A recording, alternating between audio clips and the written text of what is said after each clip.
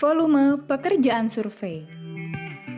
Volume yang dimaksud adalah satuan atau target kegiatan yang diwujudkan dalam satuan luasan seperti meter persegi, hektar, atau wilayah secara fungsional yang memiliki luasan tertentu.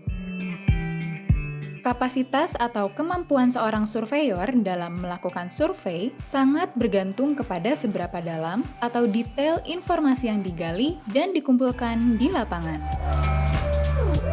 Kapasitas Anda sebagai surveyor memiliki perbedaan kemampuan berdasarkan tingkat kedetailan informasi yang dibutuhkan. Maka, kebutuhan SDM dalam menyelesaikan pekerjaan survei juga akan memiliki perbedaan.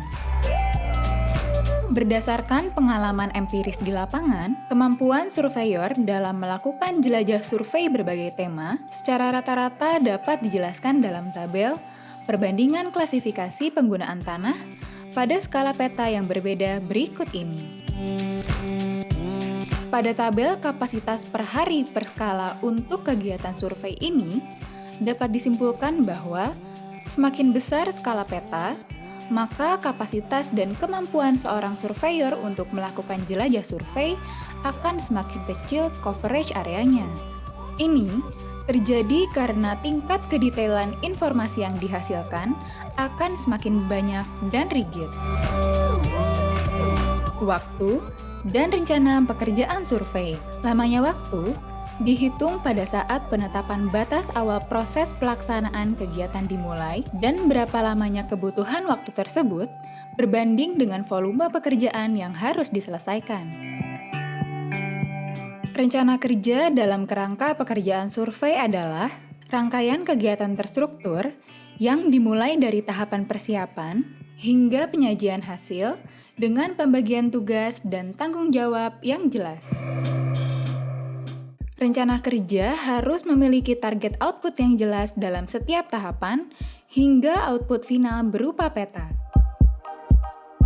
Syarat-syarat perencanaan atau rencana kerja diantaranya adalah logis dan masuk akal, realistik atau nyata, atau bukan imajinasi atau hayalan, sederhana tidak berlebihan, sistematik dan ilmiah, objektif, fleksibel, bermanfaat, optimasi, dan efisiensi.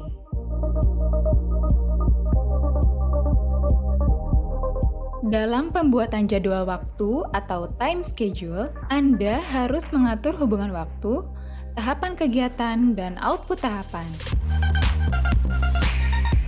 Tahapan kegiatan di dalam jadwal waktu disusun mulai dari perencanaan dan persiapan pekerjaan hingga penyelesaian laporan.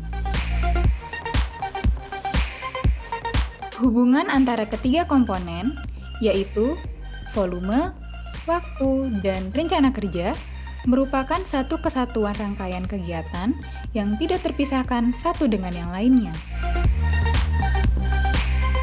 Berdasarkan pendekatan kapasitas seseorang dalam melakukan pekerjaan survei, ditambah dengan volume pekerjaan yang dibebankan kepada seseorang tersebut, maka kebutuhan waktu yang diperlukan untuk menyelesaikan pekerjaan tersebut dapat dihitung.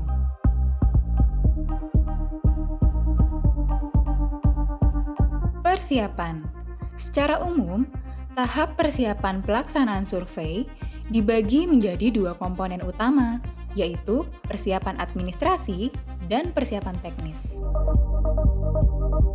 Persiapan administrasi adalah tahap persiapan awal yang berkaitan dengan hal-hal yang bersifat administrasi, seperti berkaitan dengan surat menyurat. Persiapan teknis adalah tahap persiapan awal yang berkaitan dengan hal-hal yang bersifat teknis dan menunjang pelaksanaan teknis pekerjaan. Tahapan selanjutnya dalam rangkaian proses persiapan adalah mempersiapkan pembuatan peta kerja yang akan digunakan dalam proses pelaksanaan kegiatan survei lapangan. Peta kerja ini sangat vital fungsinya karena digunakan untuk memaksimalkan hasil yang ingin dicapai dalam proses survei.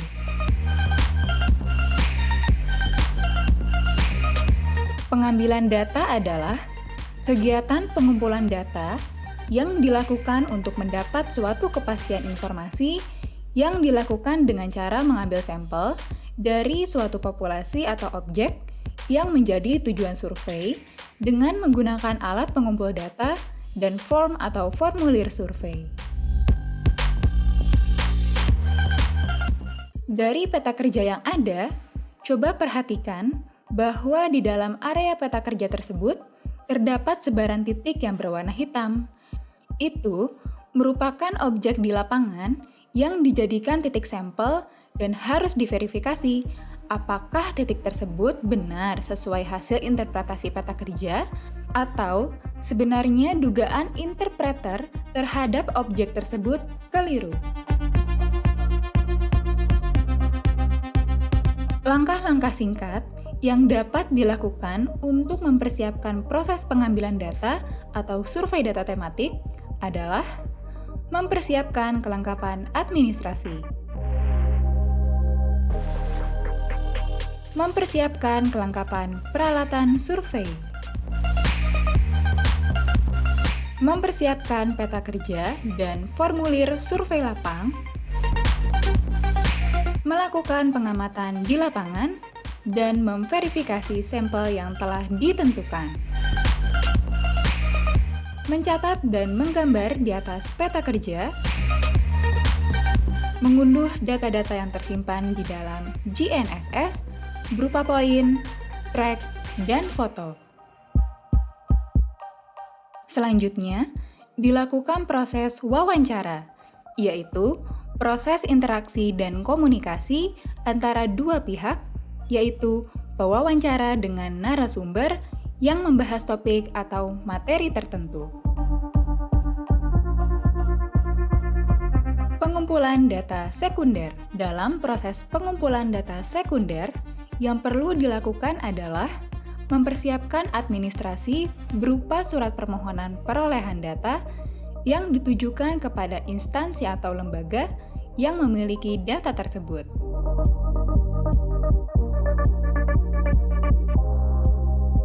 Pengolahan data. Pengolahan data adalah proses memanipulasi data ke dalam bentuk yang lebih informatif.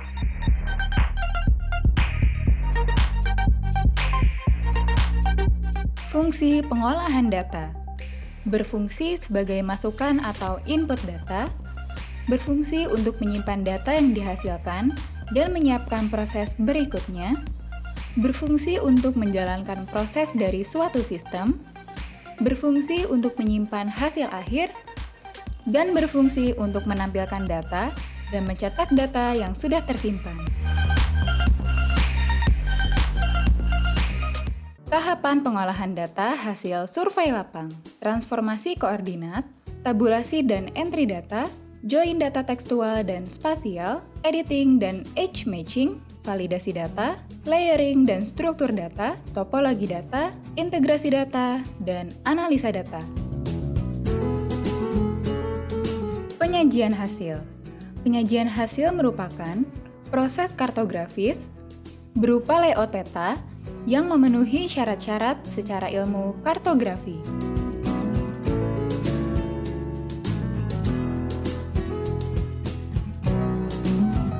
Peralatan survei terdiri dari pita ukuran meteran, kompas navigasi, dan GNSS navigasi dengan segala variannya.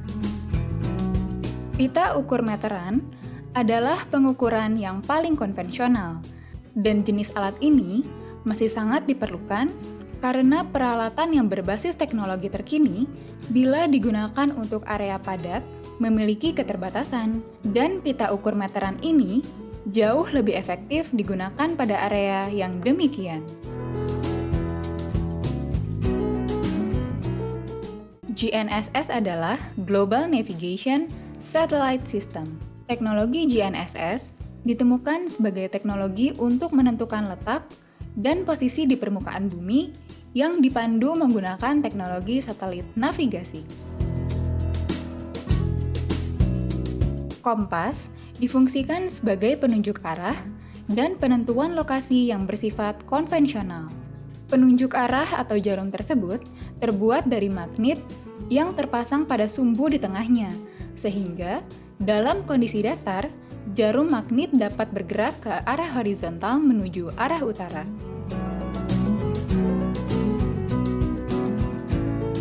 GNSS handheld adalah jenis GNSS genggam untuk keperluan petualangan, olahraga, juga digunakan untuk menentukan titik koordinat dan arah azimut dengan tingkat akurasi sekitar 3 meter atau lebih.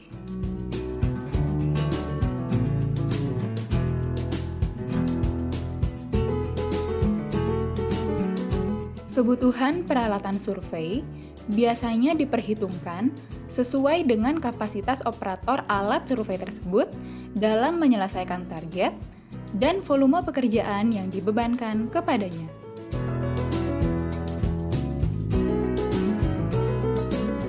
Dari tabel analisis keperluan personil dan peralatan survei, dapat diperhitungkan kebutuhan peralatan survei.